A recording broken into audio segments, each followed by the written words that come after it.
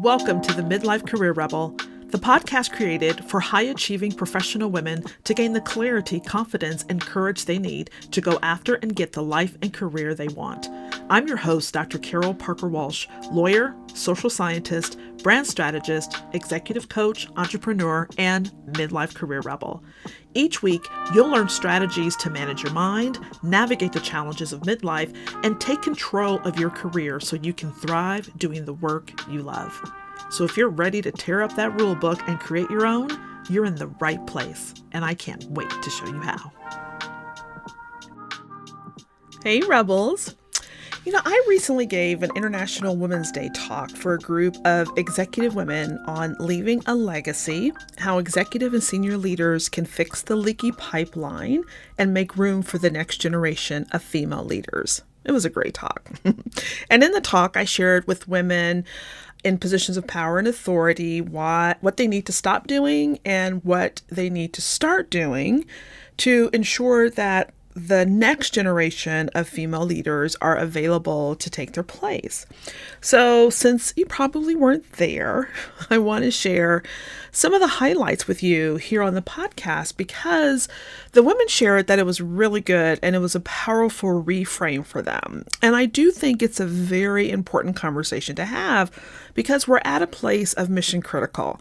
And so we have to start doing some things that we have never done before. We have to start looking at this through a new lens in order to start making a difference based on the changes that are happening in the current landscape of work and to be able to create greater and better opportunities for the next generation of females and female leaders in the workplace. So let's first talk about why legacy matters. So I want you to imagine with me a story. I want to tell you a little story. Imagine years in the future, a newly hired leader is walking through the halls of a successful company that's been in business for over 50 years. And as she walks past the boardroom, she notices a portrait hanging on the wall of a woman she's never seen before because she's sure she remembers meeting all the other women whose portraits are also on the wall. Now, she asked one of the staff, "Who is this woman?" And she tells her that she was one of the first female senior leaders in the company. And in fact, that woman is you. And she goes on to share that you were not only a trailblazer, but you left behind a legacy that helped pave the way for future generations of female leaders like herself to be able to step into the position that she actually has. That your dedication to creating opportunities for women in the workplace helped create a more amazing culture within the company, and that the impact you made is still felt today. Now, can you imagine that? Isn't that a powerful story? Now, and it may not feel probable right now in your current workplace or in the current climate that we're in, but it doesn't mean that we shouldn't aspire to make this type of story the norm and not the extraordinary. Now, the good news is that we've made significant progress over the past years, and in 2022 alone, we saw a 12% increase in women in the C-suite and on executive boards. Yay, right? Well, the bad news is that's only a drop in the bucket because we still have a ways to go to reach parity.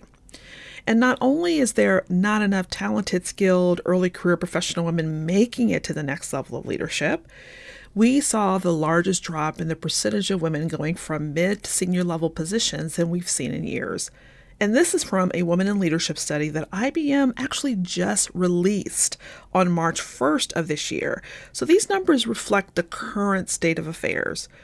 And when we couple that with the McKinsey's 2022 report on women in the workplace, where they reported that we're in the midst of the great breakup, with women leaving their companies in unprecedented numbers or switching jobs at the highest rates we've seen, the impact on many organizations' bottom lines and competitiveness in the open marketplace are now in question.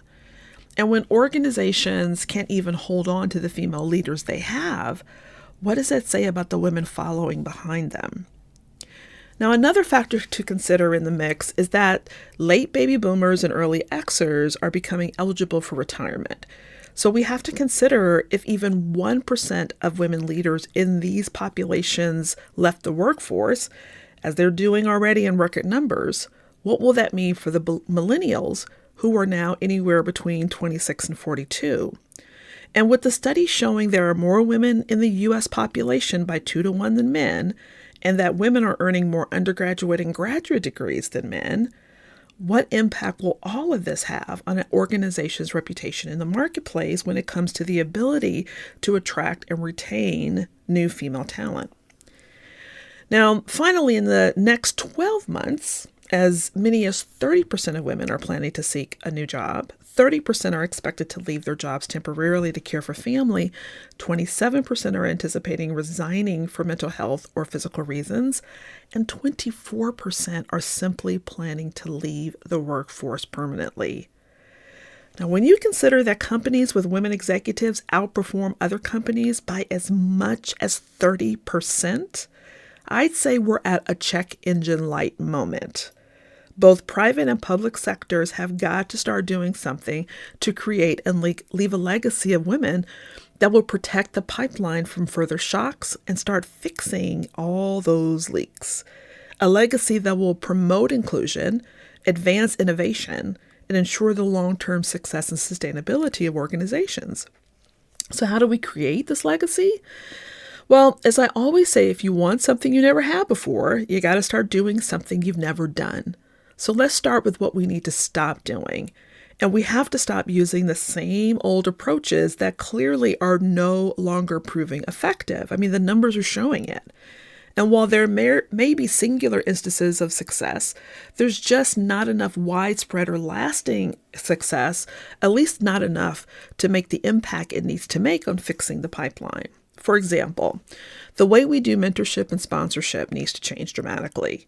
I mean, we need to stop doing one-off training and awareness events and really rethink our ideas of targeted hiring and ad hoc coaching without really addressing the underlying needs for all of these.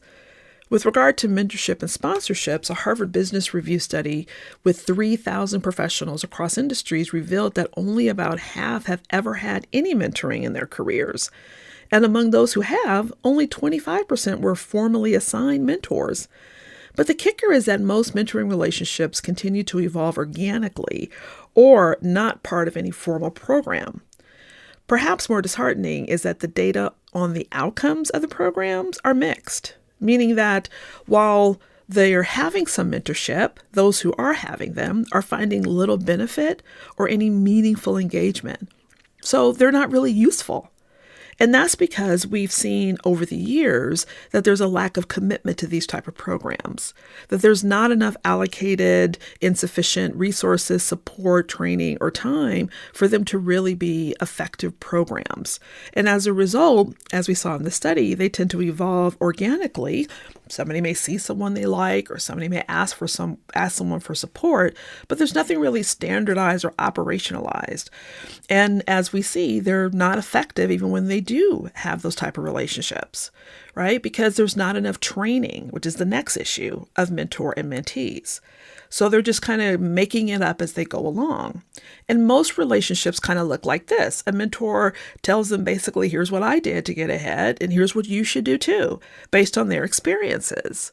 Now, the third issue with that is that if there's a lack of diversity or even some unconscious bias, no matter what the best of intentions could potentially be for the relationship, when you're sharing what worked for you, it may not have the same effect on your mentee if they are not of the same race or gender or socioeconomic class as you, right? Or have the same type of connections or opportunities.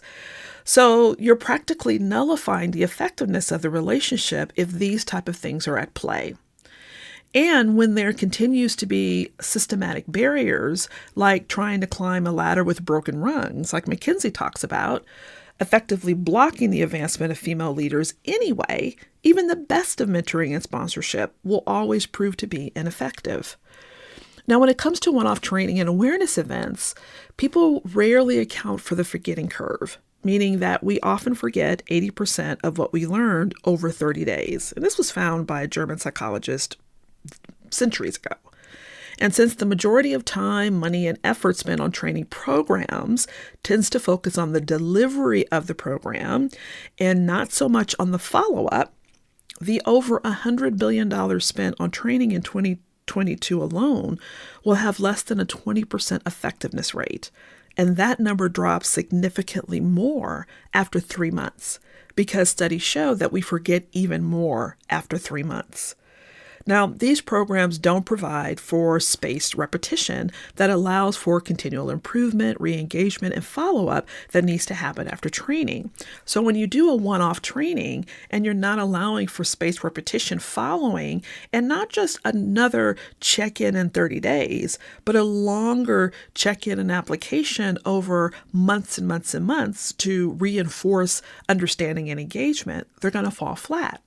So more programs need to utilize andragogy or adult experiential learning that will allow for the daily application and integration of what's learned. And without those, which are not present in one-off trainings or awareness events, those things tend to prove ineffective. And the problem with targeted hiring and ad hoc coaching is that they fail to deal with the root causes for these types of initiatives. For example, target hiring is great, but a house built by giraffes won't ever really work for an elephant, not unless there are some major changes, meaning you want to get your house in order before you invite company over.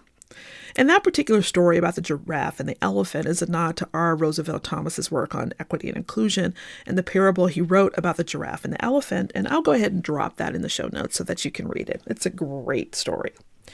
And ad hoc coaching, which I call reactionary or corrective coaching, is only usually in response to a singular issue that often doesn't offer large-scale implications for the organization. So you kind of fix or deal with one problem, but then you're constantly going in and fixing one problem, and you're not creating a solution for the whole. So it's kind of like having a leaky pipeline where you need to possibly replace the pipe, but you're just putting Band-Aids on all the holes. It's just not going to work. Ad hoc coaching is often offered when the organization has failed to implement its own policies and procedures correctly or expeditiously. Listen, coaching should never be an ad hoc tactic. If you're trying to use it for those purposes, then you don't understand what coaching actually is and how to use it appropriately. So from an organizational setting, coaching should be a part of an at-scale system of leadership development. It should be embedded in the large-scale process, which again accounts for and supports this spaced repetition that allows for the retention of information and the actual changing of behavior. So what's missing? Well, based on our experience, we've discovered that there's a lack of forward-focused solutions and peer-to-peer connections that will ultimately impact retention and innovation. And organizations are going to have to break the deeply embedded patterns found in these programs and create a legacy system that will work in the current workplace climate. So if they're ready to settle into the long game and stop using short-term strategies at the expense of long-term talent development, then change can actually be made. The pipeline can actually be fixed. And from our perspective, there are 3 strategies that our company supports organizations with that will work to change the tide. First, you got to reframe the narrative. That's first and foremost. You got to start with an internal communication strategy that supports the idea that gender equity and inclusion is not a women's issue, but an organizational one. An organizational one, meaning that it contributes to the financial performance of the organization, and that you also have to communicate that it's not a zero-sum game proposition. Now, study after study have already laid out the economic gains made when organizations have a significant female leadership in their organization, when they have a showing of strong female leadership. So that's a clear message that gender equity is an organizational issue, which can be supported with sufficient data points. And organizations themselves who have implemented these strategies and are showing 19, 20, and 30% higher financial performance rates in their organization before they implemented these strategies. But the obvious nagging notion that even the most open-minded of people may fall into is that if a woman wins a seat, right, that somehow a male may lose a seat, right? And that was an important point that IBM actually revealed. So to overcome this notion, We believe that any gender equity initiative developed and rolled out should involve men and women as equal partners in overseeing strategic, enterprise-wide efforts to improve representation and to model desired behaviors. Now, reverse mentoring is one example and an exceptional way for male leaders to see the many ways gender biases prevent women actually from promoting throughout the organization.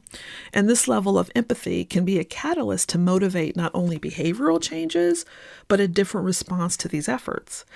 And in addition, using learning experiences instead of singular training programs would also be really helpful. Right? When you have an expertly designed learning experience, that can really go a long way in creating lasting behavioral changes because they'll serve to shift underlying beliefs, assumptions, and emotions that will help to create this legacy, right? This cultural change and a different legacy approach. In addition to reverse mentoring, peer-to-peer masterminds have proven to be very effective in organizations wanting to lower the attrition rates of female leadership and to advance career mobility. Finally, using coaching is an effective way to create sustainable change when it's part of a long-term talent development and learning experiences. Every CEO and leader needs to check their blind spots in order to embrace a broader set of steps required to close the gender gap, and ongoing coaching can really help to achieve that. Remember, it's the long game organizations must be committed to in order to achieve success. And a study done by the International Journal of Evidence-Based Coaching and Mentoring found that 75% of leaders saw the value of executive and leadership coaching as considerably greater or far greater than the money and time they invested into it. Now, when you're introducing innovative strategies, there may be some objections. Usually they're around time, cost, and of course the buy-in of leaders across the organization can prove to be problematic. But when you implement these strategies in a way that accounts for these objections, you'll find little to any pushback. For example, when our company works with organizations on these change initiatives, we find that by incorporating this work within the day-to-day responsibilities eliminates the time objection. And when you incorporate accountability mechanisms to make the implementation and development a part of their day-to-day work as opposed to a singular long-term event, you find that you not only get time back because you're actually using it more efficiently and effectively. And with regard to cost, many organizations have found that bringing in our organization actually saves them money because they're not paying for overhead, but instead are paying for impact and expertise. And since many L&D departments are stretched thin trying to upskill and reskill their current workforce, or they may not have the expertise on deck like we do and what we bring to the table, it's really a cost saver all around. And when it comes to buy-in, it's important not to take an out-of-the-can generic approach. When you're trying to implement a customized design that's based on data and the needs of the organization, you'll find that you'll be way more effective than trying to just come up with the same old strategies that we find and see are clearly not working. When you follow that with a strong communication plan, with transparency, with a clear support from senior leaders, it helps to create cognitive remodeling, which helps you to get buy-in. Now, organizations have been trying to make strides in these areas, and some obviously more successful than others, like IBM. But because their focus was on short-term results rather than a long-term view, they're not getting the results they want. And in fact, things are actually getting worse. And they know it. Because according to a survey by Deloitte, 86% of leaders believe that developing a next generation leader strategy plan is an urgent or important issue. It's time to create and leave a legacy. Start sharing success stories from companies implementing similar programs and taking a stand that gender equality is an organizational issue and not a women's issue. Today, more than ever, leaving a legacy isn't just a nice to have, but a must have to ensure we fix that leaking pipeline. Now, are you ready to leave a legacy with your organization? Take stock of what efforts are working and which are no longer effective. What can you start doing differently? What will it take to implement a future-focused approach? Now's the time to do something different before it literally becomes too late. And that's actually why we're hosting an executive roundtable to talk more about this topic. We're inviting leaders from across the country to talk about strategies and best practices so leaders can hear what others are doing and support each other to create and leave a legacy for the next generation of female leaders. Now, this is an invitation-only event, so if you're interested and you are in a leadership position, go ahead and email us if you want to attend, and we'll send you the registration information. And our email will be found in our show notes. And there you have it, Rebels. That's it for this episode, and I'll see you next time. But until then, have an amazingly rebellious week. See you soon. That's it for this week's episode.